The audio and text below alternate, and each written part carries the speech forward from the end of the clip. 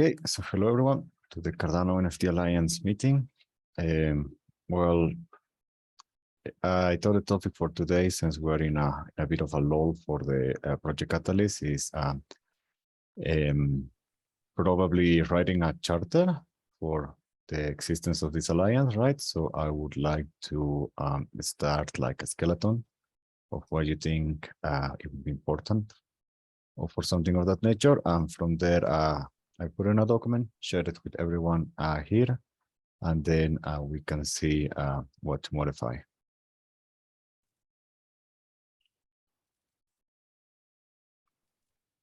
Are you sharing it on the chat, Sebastian? No, it is. It doesn't exist. I just want to like get the major topics from it. Yeah. There is one charter from the Cardano Dow Alliance that I'm trying to find, and we can use that as a template. There's also the DeFi Alliance, which seems to have matured quite a bit, right? Yeah, they are quite big, and they have IoT support.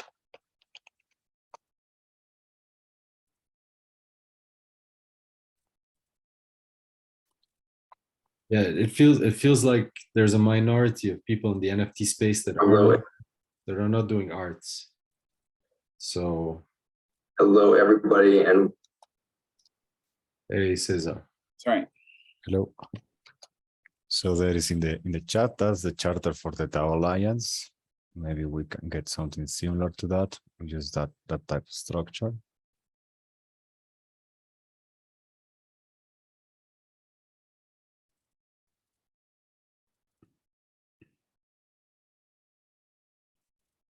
I'm just gonna download a copy. Am I able to? No. I'm not sure if it is open that way. Okay. Probably you can copy the text and paste it in a different document. Okay. Cool. I'll do that.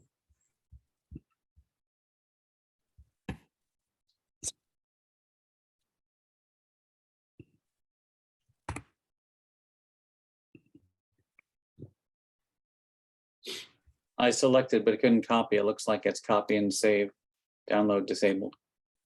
Oh. Well, look over the document, and I can ask Ning later to give me a offline config to share it with the group. Yeah, I've been disabled. Hey, James. So for those who just arrived, I share a copy of the Dow Alliance Charter, and we are seeing if we can use that as a template for possible charter. It seems to be quite concise. So it's basically defining the mission, which was like about a page, and a kind of roadmap or phases, and some of the outputs of the alliance that are being worked on, and then just the names of the members and the schedule. So yeah, it is quite broad. It's quite straightforward. Yeah.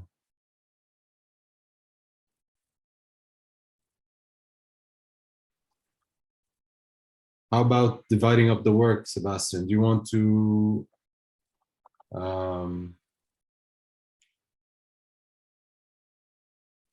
I can write a mission.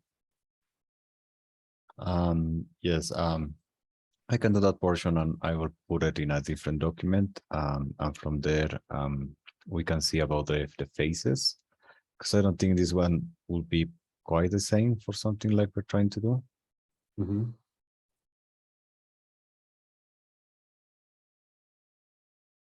Maybe talk us through some of the objectives of the alliance. Is it around? I mean, we've chatted about this, right? It's about setting standards, right? Yeah, one is about setting standards, other about sharing technology. I mean, I know not everyone in the group wants to fully open source their tools and whatever they're gonna develop, but at least we should share whatever we are gonna publish as open source, so everyone else is aware and everyone else can contribute and can modify whatever they need. And from there, we can create a repository for future NFT projects on Cardano. Maybe walk us, who are not such technical coders, through why someone would share or not share their code. Give us an example. Right. So if you want your technology to remain proprietary, it's because you are trying to take a profit from it, right? So you don't want your competition copying it. While there are several aspects to open source, right? But obviously the main one would be that open source projects or open source technology uses a different type of license that allows anyone to take whatever they want from that code, whatever they want from those tools, modify it and redeploy it, right? And they can even take the open source code, use it as a base to create a closed source project, right? For project profit, and then the only thing they have to do is give an acknowledgement of where they're taking part of the technology, but they're not forced to then turn that into open source. So you can take open source code to create for-profit code. What's really interesting is what IO is doing right now, right? We know that Charles announced that they're really going to open source, they're going to open source kind of phase. It's the next one after Vassal, right? What they've done is that they have joined the Linux Alliance, right? So they're the largest open source group in the world. And I think later they're probably trying to completely open source the Cardano network. So to change the parameters of the Cardano network, like let's say, block confirmation time, or how many blocks are minted each epoch, and those things, those are network parameters. And if you want to change them, you need to use what they're called the Genesis keys, right? So when the Cardano network was created, there were 7 Genesis keys, and you need a majority of those in order to change any network parameter. Initially, 3 keys were under the control of IOG, 3 under the control of the Cardano Foundation, and 2 under the control of Murgo, if I recall correctly. Or maybe it's 3-2. Yes, 3-2, right? 3 IOG, 2 Murgo, 2 the Cardano Foundation. But in June, IOG took all of the keys of the other projects, and now they control all 7. And the idea is that once the Cardano network goes into to being run completely by the community, those keys are going to be given to the community. So any network parameters that the community wants to change will be able to be modified through voting. So just so I understand, these keys are required to go open source, correct? Those keys are what governs the Cardano network. Any change you want to do on the Cardano network, you need those keys. Yeah. So if you're going to fork it, if you're going to do any major changes, network parameters, I understand. I'm just I got lost with the link with the open source initiative. The reason why IOG joined the Linux Foundation is to transform the Cardano network into open source, and when that happens, those keys are going to be given to the community. Okay. So the keys are given to the community to vote for. So it's not going to be open source. If you have something that you want to suggest and build on there, I guess you go to the community and community votes on it. Yeah, but I mean the code of the Cardano network itself is open source. So if you want to create a clone of Cardano, you can do it, and you don't need the keys for that. Yeah. Oh, okay. Yeah, I mean, today somebody can take a copy of the Cardano code, right, and go and create another blockchain. Yeah. No one has tried, but yes, that would be possible. Yeah, just like Bitcoin or any of the other open source. So now when Charles is saying open source, he's saying truly open source, everything, not just the code, all the tools, all the products. No, I mean the products depends on the developers, right? If you are developing on Cardano, you don't have to be open source. No. I meant the products of. So IOG? Yes. I don't know. I don't know. Is that the intent? Products of IOG to go open source? Yes. Okay. Interesting. And I think the intent is that if you give this to the community, you're going to improve the products. The community is going to be able to improve the products a lot more than if you just keep it in-house. I think the idea is that Cardano at some point has to stop depending of IOG and Charles Hoskinson, right? They have to go their own way and develop whatever they need on their own. That's still a long way away, right? At least 2025. But yes, these are like the first steps to fully make Cardano governable by the community. Okay, can I ask a question here about the nature of this type of organization now? Because Sure. there's something called the 80-20 rule. I'm not sure if any of you are aware of it, maybe you are. Typically, when you have large numbers of people, for example, an economy in a whole country or a giant corporation, it's essentially that the best 20% of the people that are the most efficient and competent do 80% of the work, whereas the 80%, which is not the most talented, et cetera, ends up doing 20% of the work. And this is, I've been told it's been proven over and over and over again. It's very accurate when it comes to large numbers of people. And so I bring this up because I question now, because I'm a total devil's advocate, that I'm always looking at things from all sides, like not only just the pro side or the con side, but sideways, upside down, every way that I can get my head around it. I'm just looking for ways to understand perspectives. And one thing that I have a question about is, what do you all in this particular group think about this concept of having like the entire 100%, the totally is core. This is a core concept, but what's the danger and what's the fail safe for misdirection based on lowest common denominator, not really understanding the complexity of something, making a decision on something really major? Like, imagine if there were like US politics, right? every day. Yeah, but that's theater, political theater aside. I'm talking about actually, real world problems that with people that are actually invested in solving them, as opposed to the theater that we get in terms of entertainment in politics. This is just my feeling on it. So I'm wondering, does anyone ever talk about this concept of whether or not there should be a fallback for, like, an original stakeholders like the IOG to be a fallback for, or a balance for the possibility of, the village just goes crazy, it just goes in another direction that's not the best for the village, and it would destroy the village. But the Basically, village is so happy about it because it makes so much sense and so much short-term fun and excitement. But then all of a sudden, you make a fork and then you ruin the whole thing.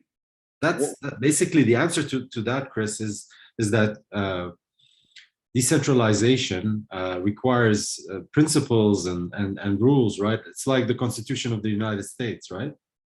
Democracy it's built. There's a constitution, and there are amendments and this is those require more. So you can't change everything from one day to the next, right? There are certain rules and principles and things, foundational principles. So I think the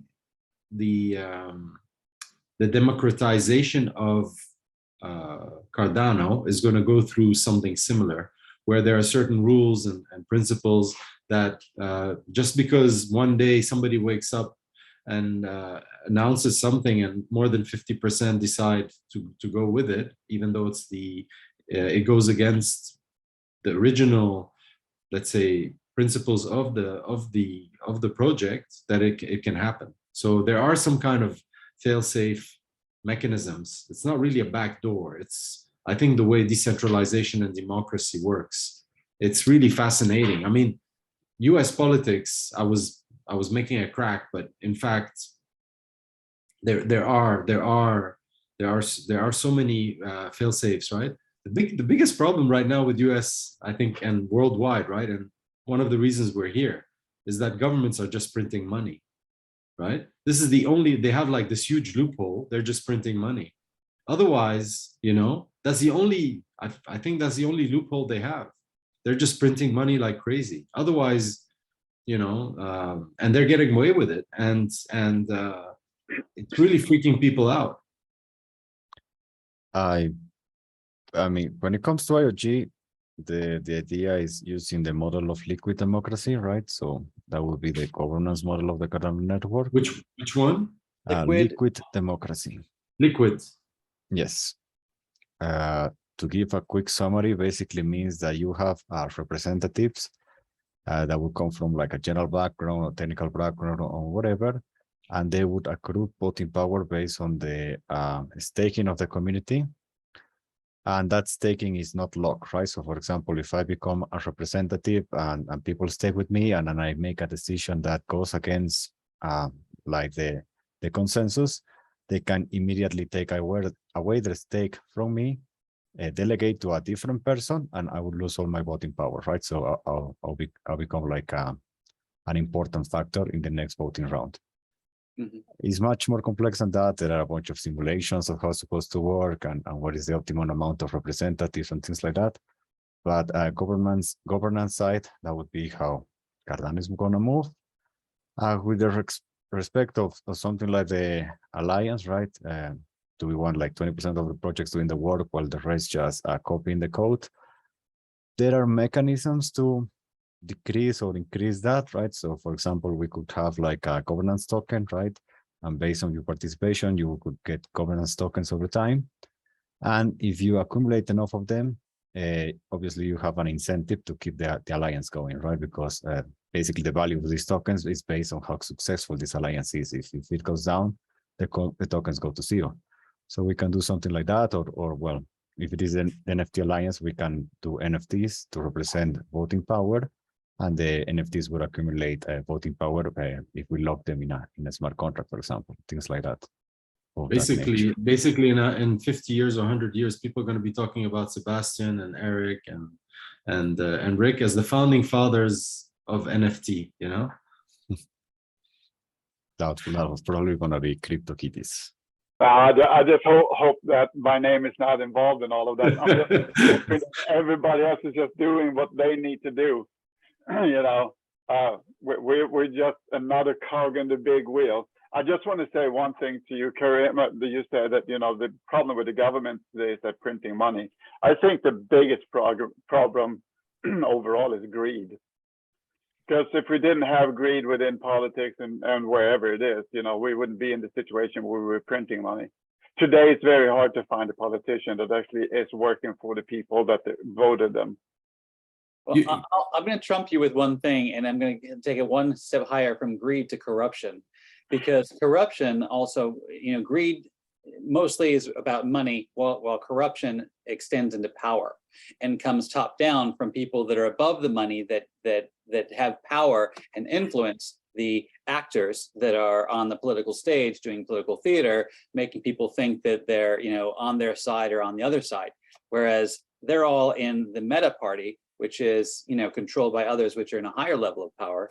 So there's a lot of corruption, and it's just way beyond the level of. Well, I agree with you to a certain point, but the thing is that corruption is fed from greed. Right. It's related. You know, if you take away greed, you probably don't have corruption. But Eric, you know what's funny is that I know that you're in the US, right? But you're originally Dutch. Chris, you're I'm Dutch Swedish. Okay, Dutch British, sorry. And what's funny is that you guys are the countries with the lowest corruption in the world. I've lived in Haiti. My country of birth is collapsing. Lebanon, and to me, corruption is existent, right? It's a problem, but we have to be much more precise, right? What we say. I think the problem is, you know, Charles is not is my hero because he chooses his words so well. He calls it inclusive accountability. This is what's the problem, is that there's not enough accountability. So today, a president that comes to power that gives away $700 billion without real accountability, that he's not going to have to be there in 4 years to face the music, you know, who's going to pay that off, right? So I think overall governments have a lack of accountability and a lack of transparency, and blockchain can resolve that, because when you are going to be held accountable and every single decision you make is going to be there, immutable, this is where This is where you're going to think twice about making bad decisions without thinking through and doing the right thing. And I think this is the key. Where we are right now, the space in blockchain is really potentially so important. I mean, I look at Haiti, where I lived for 11 years, Lebanon, where I was born, even though I'm a German and Canadian citizen. The only solution for those countries is blockchain. There's no way. They've become unmanageable. They're falling apart. Lebanon has the biggest financial fraud in history, something like $40 billion, biggest than the Ponzi scheme of what's his name, the Italian guy in New York, Chris, the big Ponzi scheme, the big hedge fund. Madoff, bigger than Madoff, much bigger. All the banks in Lebanon. I thought he was Jewish, not Italian. Sorry, Madoff. Sorry. Good name though. Sorry, there was anyway. So my mistake, and if I insulted any Italians there, please. No. I'm not. But Lebanon has the biggest fraud in history. I think it's something in the range of $40 to $60 billion of bank deposits that are not being returned to the depositors. Right? The banks are just not giving the money back because they've lent the money to the government. The government's not paying them, and it's just a big mess. So. We can continue this forever, and anyway, I think I've made my point, but I think what's funny is that corruption. You know, when we look at the problems in Western Europe, the West, and the U.S., and we see what's happening, I don't know if corruption is the biggest problem. I feel like corruption is less and less, isn't it? There is nepotism. We know there is nepotism. You don't see it. It's hidden. You're not going to notice it unless you dig so deep. But everything is corrupt. There's I don't agree that it's going to be all of them, because it seems to be, who is on the top doesn't really matter. But I do agree with you, Karim, that blockchain will solve a lot of these problems. A couple of years back, I had a very good friend of mine. He actually said that internet brought people together, and blockchain is bringing truth to internet. And I have to agree with him. And I really like that statement. There are ways we can scam and do all of that kind of stuff, but I do think that in the end, code is law, and that's exactly what blockchain is. Yeah, that's my hope. Anyway, I really have hope for this technology somehow. You know, when I look at all these companies, including IO, with people working all over the world, collaborating. And it doesn't matter anymore where you're born, right? If you speak, if you study the right code, you can be programming working for a Western company, and it doesn't matter where you are, as long as you have an internet connection and you know how to communicate. And I'm seeing this change. I think COVID digitally transformed the world by force. It's true. Right. I want to bring up something that's sure. NFT related, if you don't mind. Please do. I see a lot of in the town hall meetings and overall when they're talking about NFTs, and they are a lot of times they're talking about either put music on NFTs or we just had a presentation now. This guy is doing this morphing NFTs and all that kind of stuff, and I have to say I like most of them. There might be one or two that I shake my head about a little bit. But one thing that I miss in all of this is someone going out and saying, I'm going to create NFTs for anything that you think is important.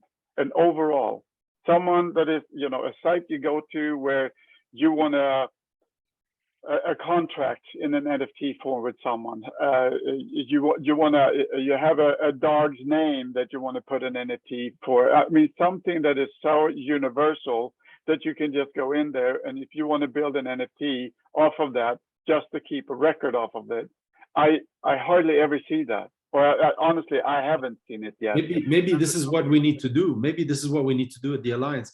currently, Eric, you know, I have Yum Chain, right? Yum Chain is funded by Catalyst, and it is around food and bringing back the creativity to prepared food, right? And bringing rewarding people that really create good, healthy, tasty recipes. Yeah, I have another one that I'm ready. I'm almost ready. I'm just in the process of naming it, and it is around improving the relationship between influencers, brands, and consumers, right?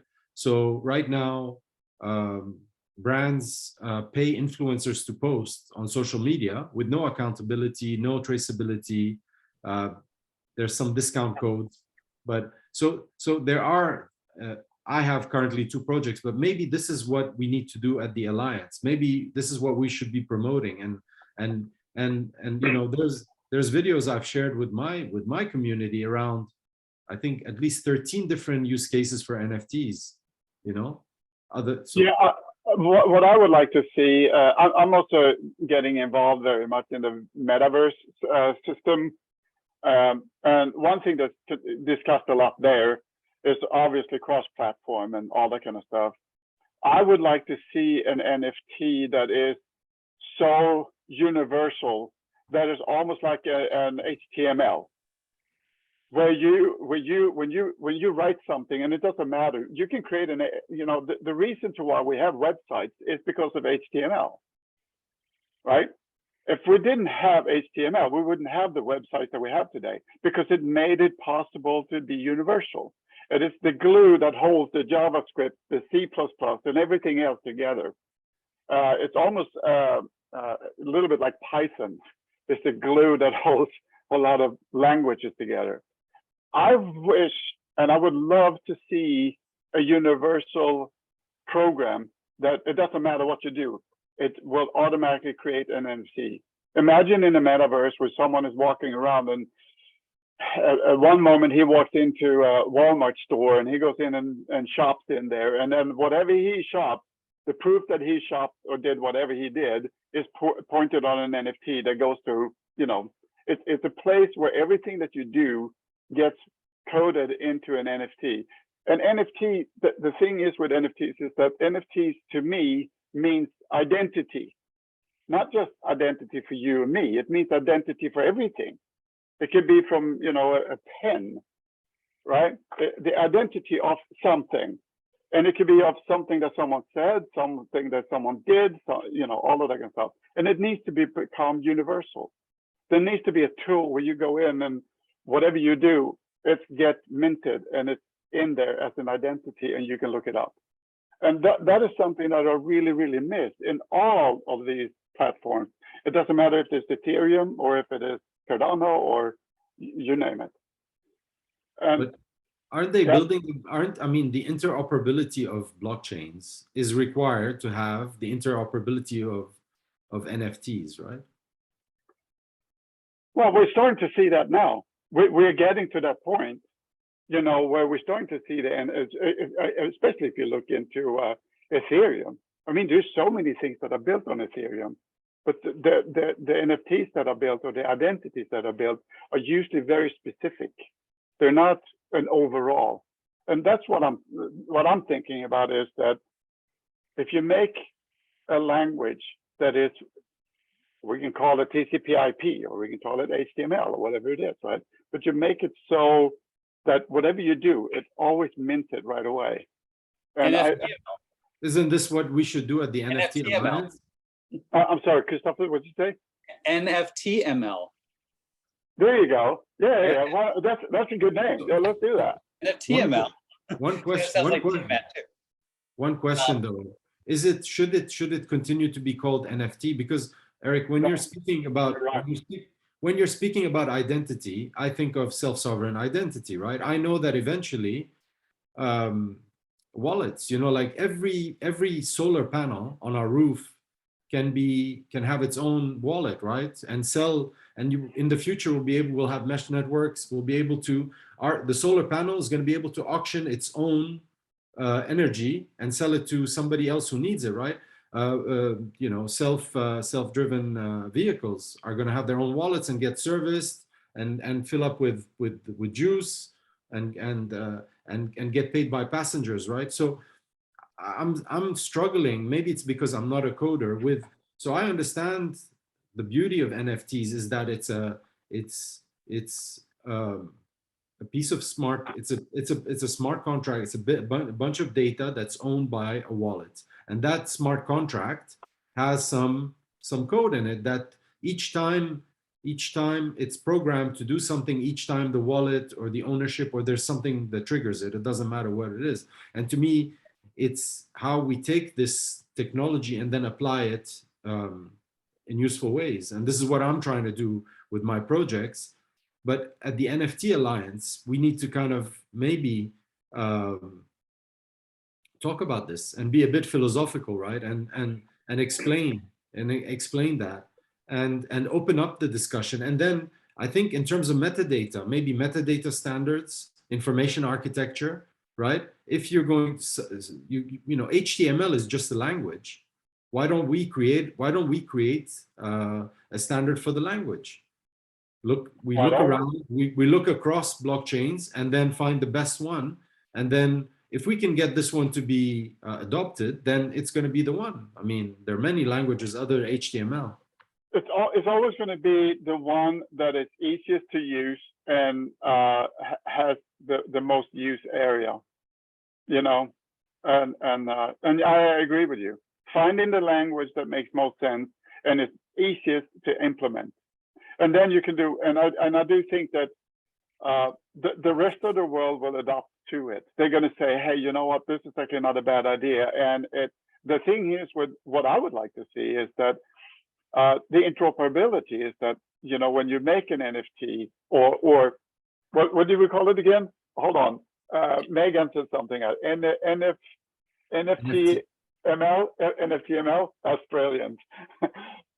So if we do something like that, it could be stored on several platforms. You know, it could be stored on Polygon, or it could be stored, yeah. It could also be a quasi-living code if it were actually managed by an AI that implements based on your voice recognition commands for how you want your NFT to roll out in a smart contract. So you have basically like your Tron, you know, going back to the 1980s, early 80s with Tron, but an AI that's programmed to configure so that it's not just markup language, it's actually it's an NFT markup language with AI that's helping to drive the execution of the smart contract to be related and then to translate into all the different variations in the different blockchains. Yeah, I think that's really good. We probably should continue this discussion, all of us, and dig deeper into it, because I do think that having thoughts like this and just brainstorm about it, eventually something will come out. It might not be called NFTML. It might be called something else. I do agree with Karim that using the NFT name, it's kind of tainted.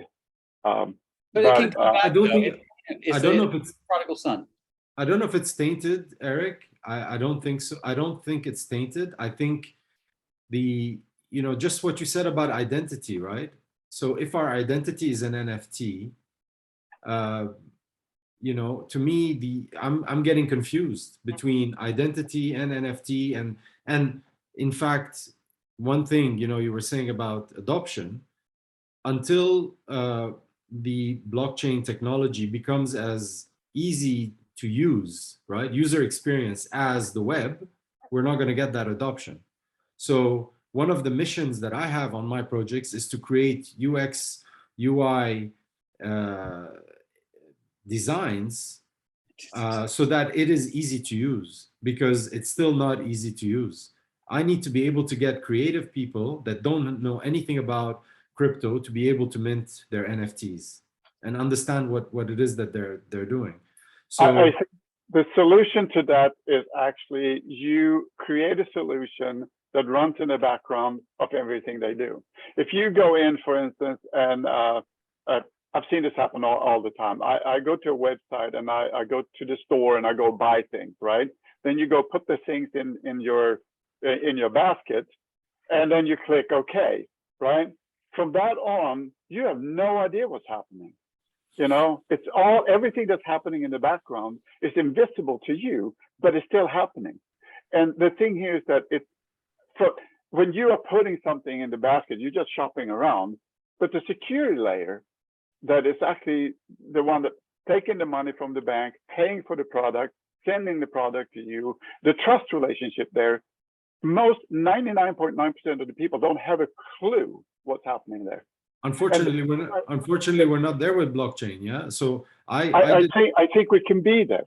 Yeah, we need to get there. I remember I bought a domain on Unstoppable Domains, which is an Ethereum domain.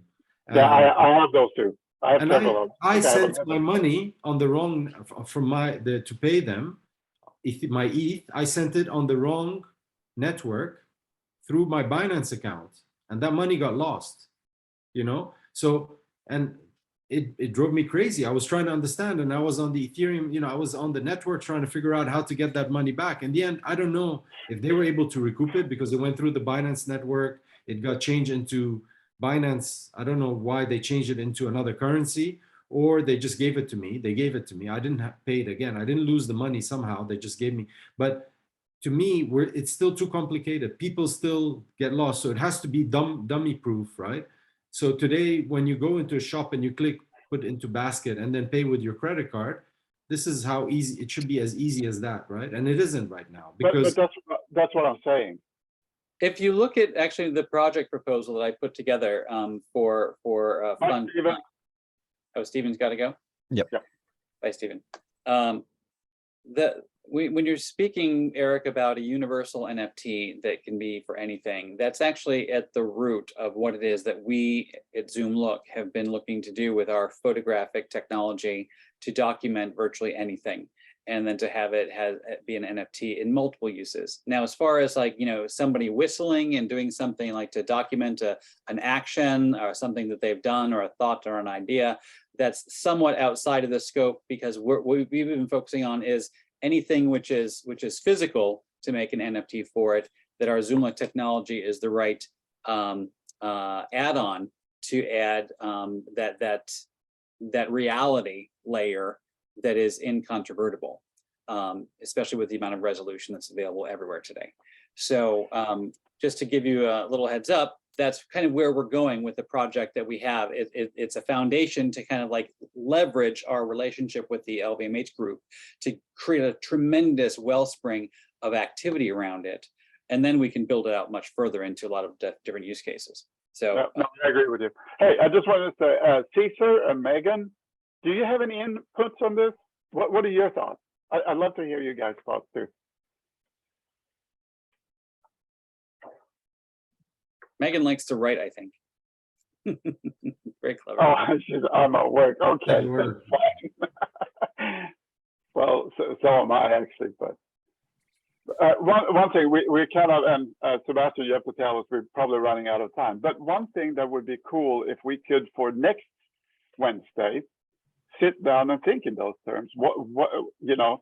How can we solve this problem? What can we do to solve this problem? And maybe who should we talk to look at this? I do think that we've gotten to the core of the idea. That the idea is that this NFT, or whatever we want to call it, needs to be universal. And it needs to be made in such a way that you can mint anything on any blockchain where it stays forever. And it could be someone recording a political speech somewhere on his phone. I want to make an example again. I'm a little bit involved with a project here in Northwest Arkansas called Poacher. And they are basically, you could take your phone, take a picture or film it or whatever. And then once you put a little text or whatever, you can actually crop it. You can do a couple of things with it. And then you can, and once you click send, it actually sends it on the Polygon network and mint it right then. So it's actually minted right there and right then. So there's, and if you do that with everything you do, everything, if it's going to be a voice activated on your phone, or if there's, I want to take a picture of my bottle of water here to prove that this is mine. I put all of this food in the fridge that I'm sharing with everybody else in my office, and someone is stealing my sandwiches. Here I'm minting that, right? So I'm literally talking about people that are building cars through the life cycle of where the first nut and bolt came from until the car is done and the car's VIN number gets minted. It goes, but it's all done in such a way that it's just done. We don't think about it. There's a code in the background that takes care of that. You just go there and then, hey, my company is ABC and we're making this product, and boom, and here's minted right away. And I think that's the core of the idea. I next week maybe you can explain more about this, because I'm still not clear on the utility, right? Of I can understand why you would want a picture or a speech or something to be there forever, right, in the blockchain. But I'm curious, and on the car example, I'm a mechanical engineer. I love cars. I'm curious. I can think of quite a few applications for blockchain around cars in terms of car ownership, service, mileage, the parts. So, you know, finding parts for cars and so forth. But I'm still not clear on when you mean everything, anything. I'm vague. Maybe that's a little bit broad, and maybe you're right. That certain things that you know, if Megan, we were talking about IoT things, like, right? Okay, everything that's IoT might have, you know, their own blockchain where they are adding their stuff on, you know, but I'm talking about the code itself.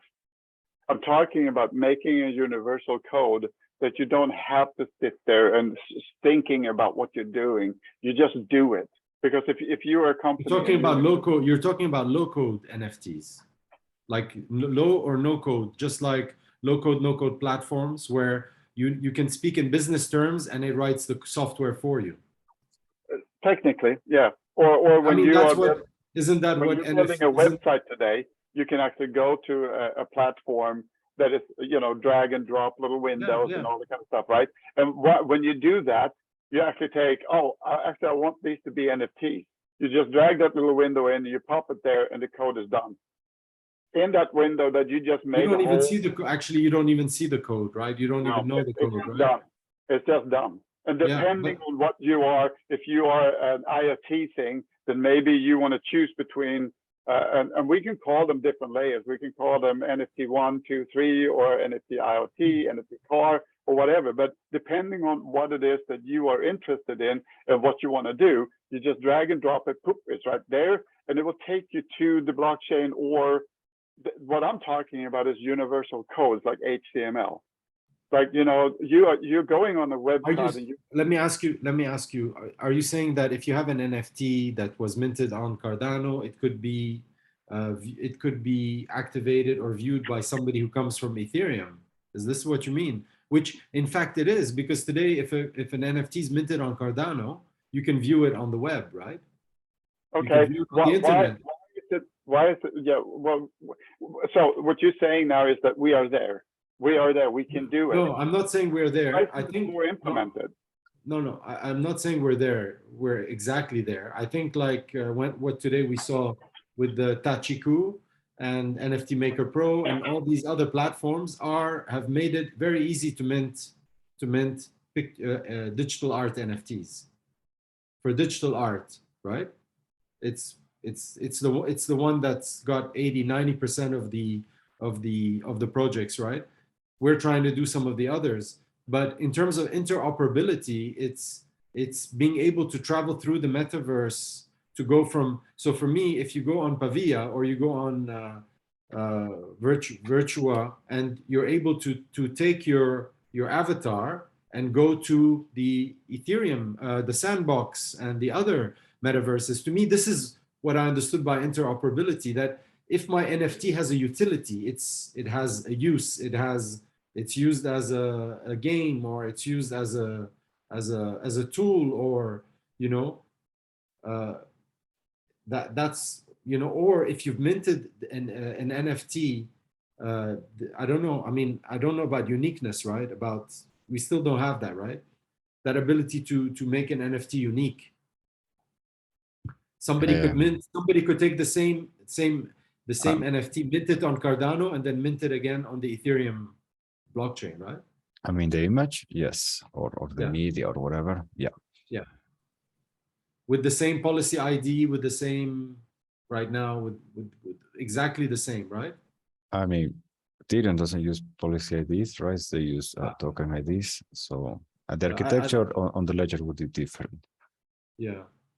So this is what interoperability means for me, right? When you say HTML, it's yeah. That was just an example.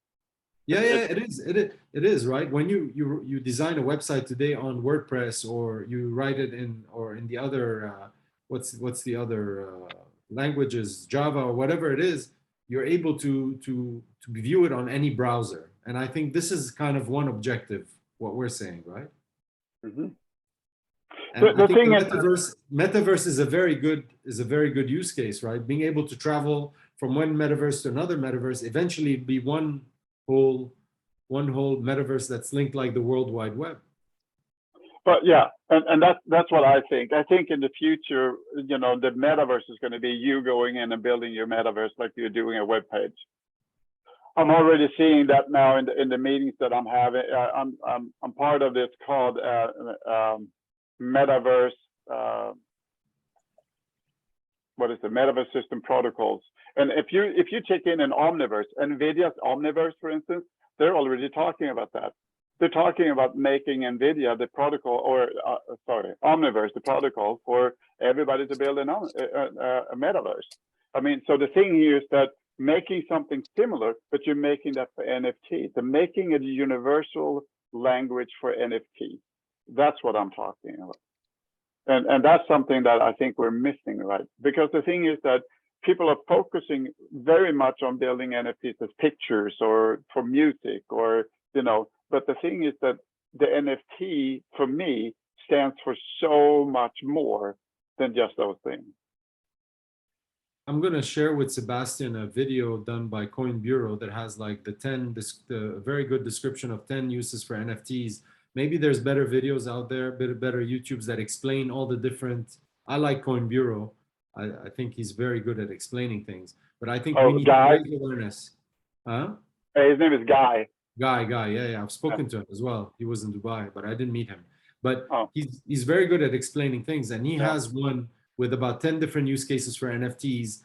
I'm creating another couple of use cases, and there's more coming, and we need to raise that awareness. Maybe we can do that. Yep. We're already past the hour, guys. Yep. It's 11 p.m. This has been a very, very good talk. Very interesting. We need to progress it. So finally, this Friday, the Moodbo is doing an event of what happens after you're funded and Project Catalyst, a fireside chat between 4 projects that have already finished their projects and they have delivered their final report. So if you guys are wondering about that, or you want to talk to them, that's going to be Friday, 10 a.m. EST. I put the registration link in the chat. I don't know, any final questions?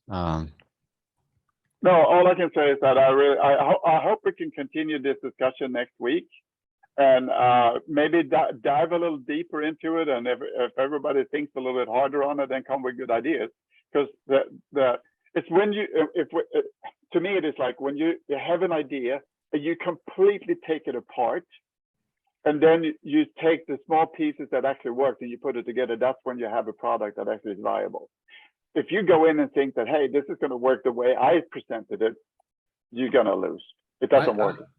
I like to say one last thing, Eric. I'm a storyteller, and that right now we're at the infancy. We've realized that something in a shape that's like this is easier to move on the ground. Yet we still don't know that the aircraft, the bicycle, the car, all these things are going to be invented, the wheels, bearings, and everything. We're so early, right? But the acceleration is going to be quick. And it'd be cool to be like founding fathers for this and to promote this use case. NFT is a use case of blockchain, right? And then how we take that and make it a further more specific use case, whether it's art or knowledge or music, whatever, and we need to drive that and need to raise that awareness. I think awareness is going to be one, Sebastian, for the Alliance. Yeah, that too. Guys, Good night. pleasure chatting with you. Look forward to next week. Thank Yes, you. you Thank too. you, everyone. Thank you, Bye-bye. guys. It's been awesome. Good brainstorming. See you. And Lucas, Um, OP Lucas, sorry that you jumped in so late. Hope to see you next time, man. Bye, guys.